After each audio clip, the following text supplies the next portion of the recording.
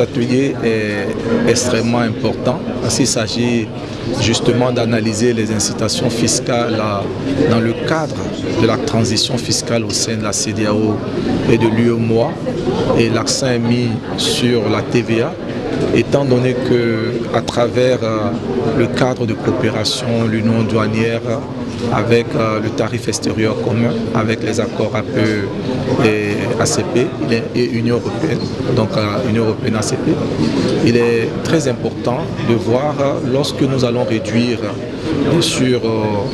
les tarifs douaniers, lorsque nous allons réduire les barrières douanières pour favoriser plus d'échanges intra-régionaux, comment nous n'affectons pas trop négativement la mobilisation des recettes fiscales. Et alors, quelle serait la TVA optimale pour qu'il y ait, je dirais, une résilience dans la mobilisation des recettes fiscales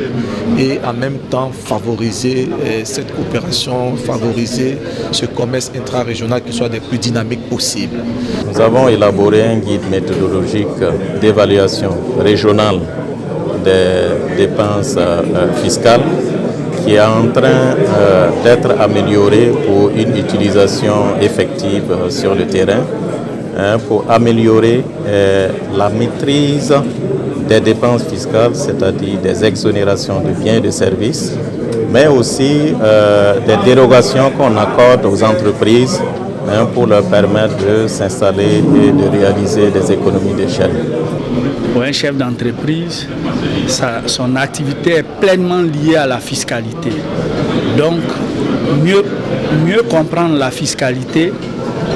être impliqué dans les décisions ou dans les propositions de la fiscalité, c'est arranger au fait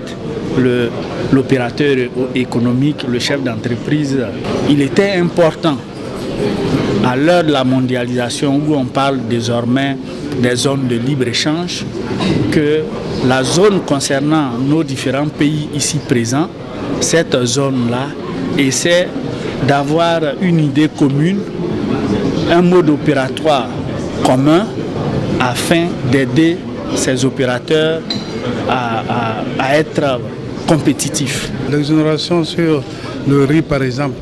qui permet aux riz thaïlandais de rentrer à des coûts raisonnables, permet aux populations